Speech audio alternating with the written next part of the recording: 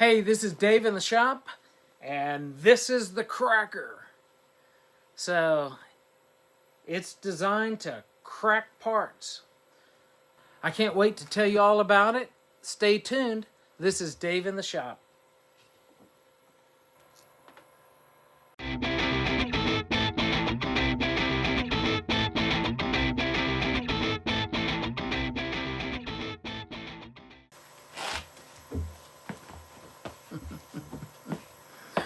All right, here it is, the Kracker.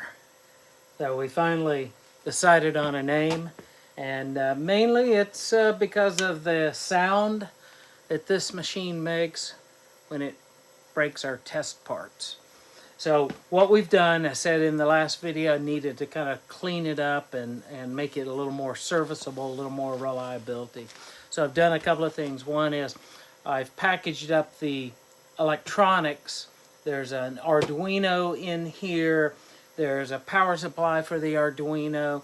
There's a stepper motor controller box in here and a power supply for the steppers. And then I've got a on-off switch on it, a forward and reverse switch on it, and a little speed control potentiometer on here so I can move it around a little faster when I'm putting a part in and slow it down when we're doing the test. So I've reinforced the end where the load cell is mounted, and I welded a new plate for the linear side, brazed a nut on it so a bolt can go in so I can put different types of fixtures in it. The Arduino controller for the load cell is the same as we've used previously in other videos. This machine is designed to put pressure on a part. I'll speed it up here a little bit. You can see the motor turning. Hopefully you can see that. It's starting to pull. Let me slow it down a little bit. The load cell in here, which we used in the projects before, is mounted nice and firmly.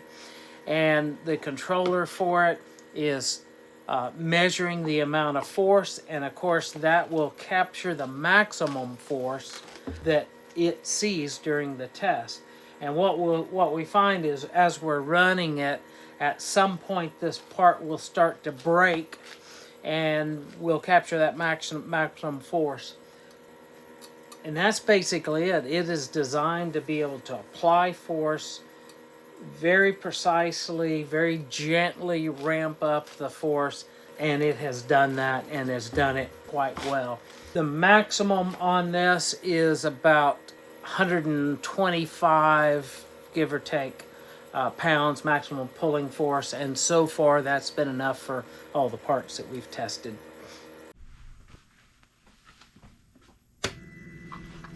And to mount a part, I'll simply put the machine in reverse. I speed it up a little bit with the speed control and let the slide come back so that I can insert the rings into the slot on the test part. Once the part is in the fixture, then I can zero out the load cell, and then I will reverse the direction on the stepper motor and let it take up the slack on the part. Once the slack's removed, then I'll slow down the stepper motor so that it can then start the test with a very slow, gentle pull. At the point where the part fractures, the maximum load will be recorded, whether it breaks completely all at once or whether it does a slow stretch. So my basic procedure is install the part, pull it till it breaks, record the setting, take the part out, install another part, rinse and repeat. One of the things that we've seen are some results that surprised us. So we've seen results where we get parts made that are made exactly the same way, same specification, same machine, same file, same everything, with a difference in the material. And we've seen some big variation that we can reproduce those results on. And then we see some things that are slow bending or slow stretching the material, and some things that it holds the force right up into the point that all at once it cracks and comes apart, pieces go flying, and releases all of the energy all at once. One of the other things that we learned as we started testing parts, I made up a bunch of parts off of my 3D printer using my computer, my slicing software. Slicing software is a software that's used to take your 3D model that you create, the STL file, take that file and then turn it into the machine language, the machine code that drives the printer. And what I found was parts that I was making on my machine, I'd get consistent breaking strengths out of them. I had a friend of mine, I gave the file to, my friend John. He printed up a bunch of parts for me on his, he's got a brand new Prusa unit. Comes with its own software, everything, you know, functions together as a very nice system. And he made the same parts using the same files out of some of the same materials. And his parts were twice as strong as my parts. So it's like, oh man, what's going on? So I've been going back through my software. I use a slicer called Simplify 3D, and it gives you lots of controls.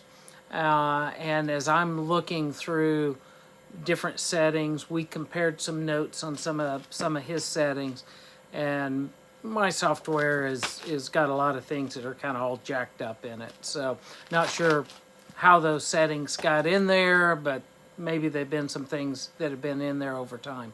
So I'm in the process of going through my files. I'll be reprinting. I've made some changes in it, and now I'm getting some results that are very close to the results that he has. Once I've tweaked all of that, then we'll go through and generate some more parts out of various materials, verify that we're getting consistency between the two different machines and processes, and then we'll really be in a really good position to talk about what we're seeing with materials. We have seen, though, I'll tell you, and we'll publish these results in a future video once we've gone through it a little bit more. But there are some different colors of material and different, I guess you would say, surface textures. So one of the PLAs that we have tested consistently was a lot weaker than the other PLAs. And it's a material that has a dull finish, a matte finish, if you will, to it, and it consistently performs weak. So, you know, we've got some learnings. You know, you start off asking one question and you end up with three more. So the next step is I'll get all of my settings all nailed down so that we're producing parts that are properly made and that have good strength, and then we'll use those exact same processes, the exact same files across multiple materials, and then see what those results are. So this is Dave in the shop. Thanks for joining me on this journey, and I look forward to seeing you in the next video. Oh, and I almost forgot. Please like and subscribe. That really helps the channel.